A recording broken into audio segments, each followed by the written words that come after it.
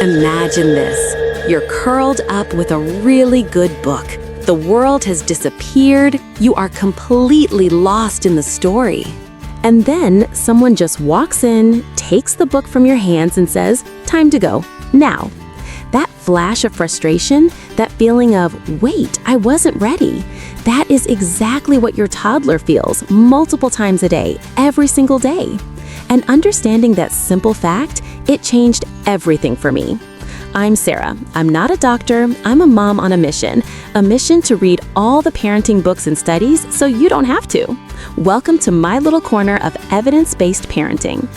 So let's start with that feeling we just talked about, that intense frustration of being pulled away from something you're absorbed in.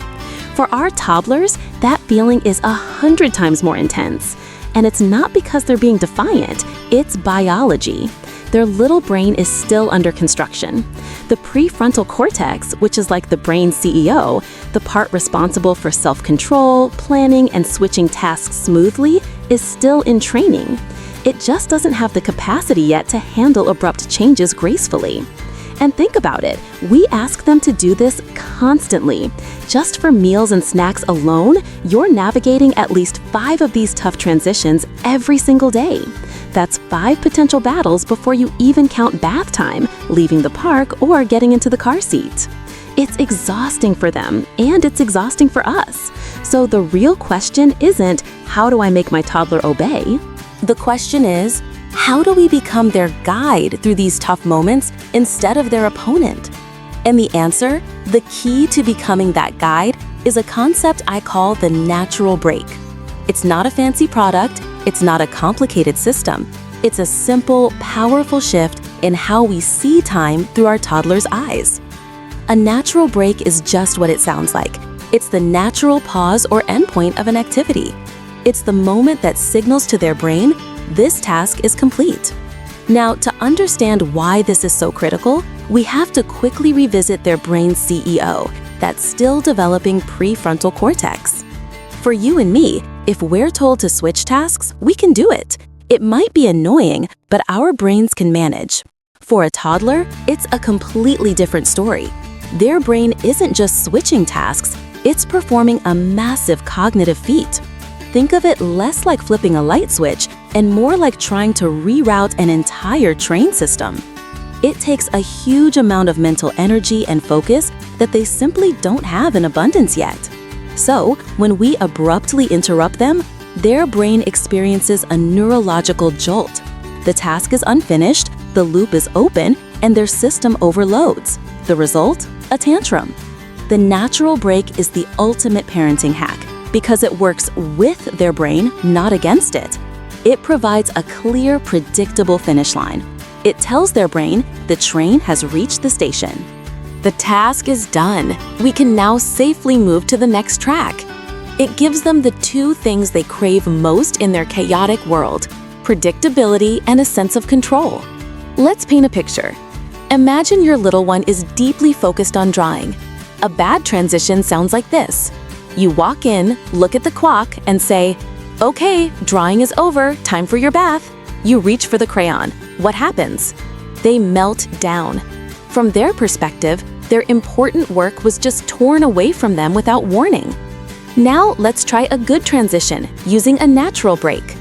You walk in, see the drawing, and say, "Wow, I love that big purple flower."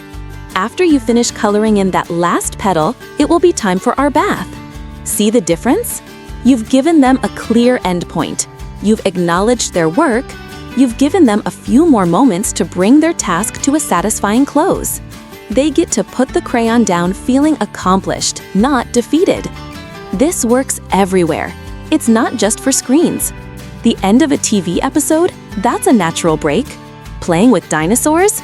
The natural break is when all the dinosaurs have been fed and are ready for bed. Building a tower?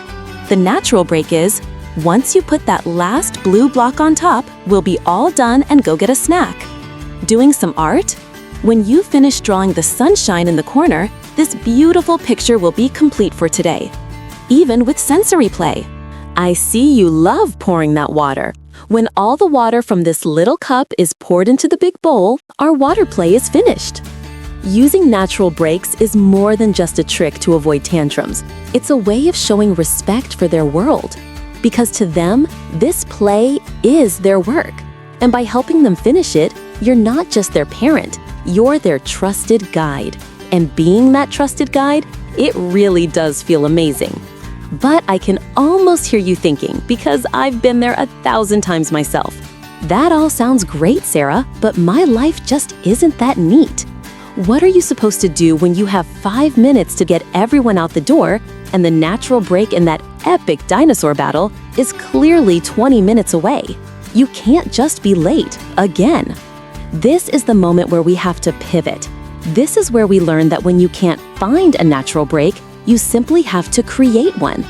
And it's not about being tricky.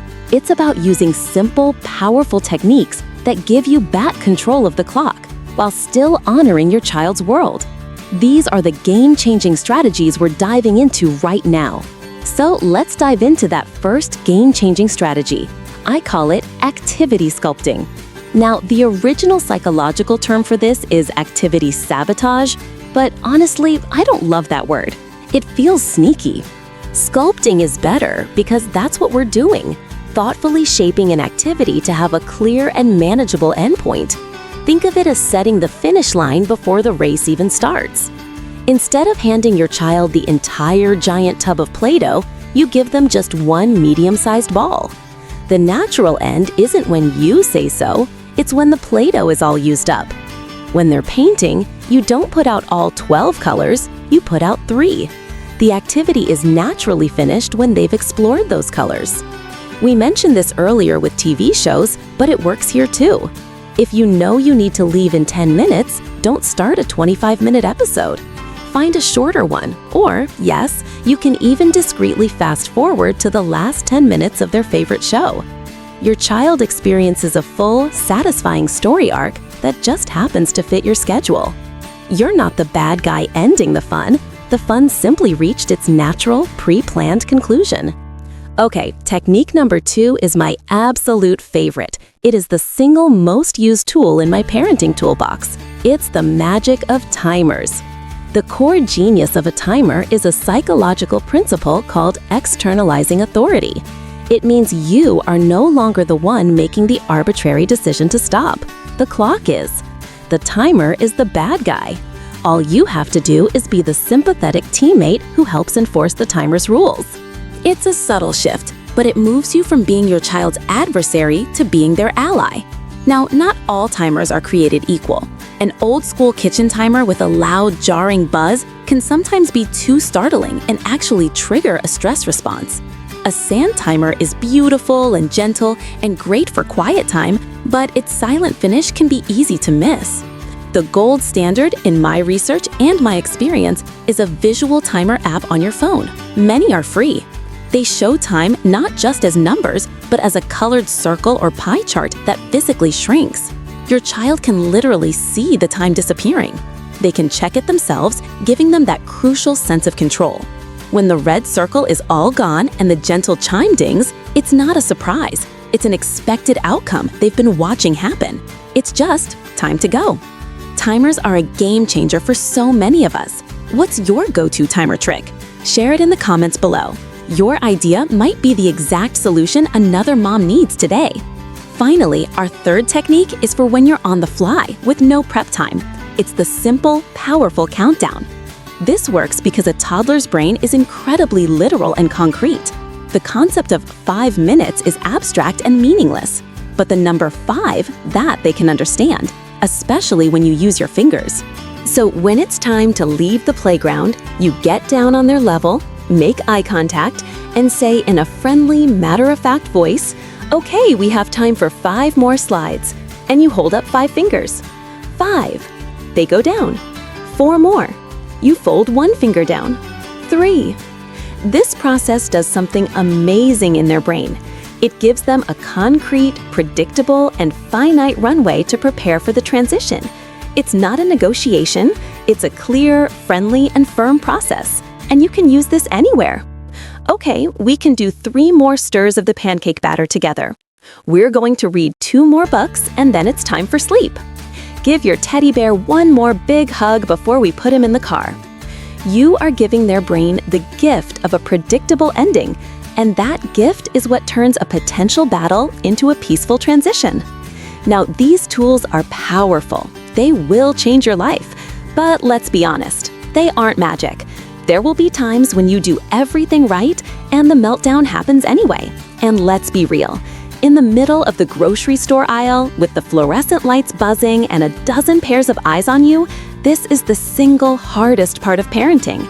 You're exhausted, you're embarrassed, and you just want it to stop. I see you. We've all been there. So what do we do in that moment? When the strategies fail, you fall back on two simple, unshakable rules. First, you acknowledge their feeling. Second, you hold the boundary, firmly but with love. Because here's the secret, giving in to the tantrum just to make it stop is like feeding a little monster. You're accidentally teaching their brain that a giant emotional explosion is the correct tool to get what they want. It brings you peace for 30 seconds, but guarantees you a bigger battle tomorrow. Instead, you become their anchor. You get down on their level, look them in the eye, and you say the script. You say, I see you are so upset. It's really hard to leave the playground when you're having fun. You let them know you see them. You're not dismissing their giant feeling. And then you follow it with the boundary. But it is time to go home now. You are not the enemy. You are the leader. You are the calm in their storm. And showing them that their feelings are valid, but that the boundary is real, is one of the most important lessons you can ever teach. And making that lesson a consistent part of your daily rhythm is the whole goal. So let's boil it all down. Managing the tantrum is really about managing the transition. And the secret, the key I want you to hold on to, is the natural break. Look for those natural pauses in their play, and when you can't find one, you now have the tools to create one yourself. Now, a huge piece of this puzzle is understanding what our toddlers are trying to tell us. That's why I've put together a completely free communication milestone chart for you. It helps you see if your child's language skills are on track for their age, which makes navigating these moments so much easier. The link is waiting for you in the description below. Okay, so you know how to handle the transition, but what about what you say? There is one single phrase that so many of us use that is secretly encouraging more tantrums. In my next video, I am going to reveal what that phrase is and tell you exactly what to say instead. Thank you so much for being here. Please like this video and subscribe so you don't miss it.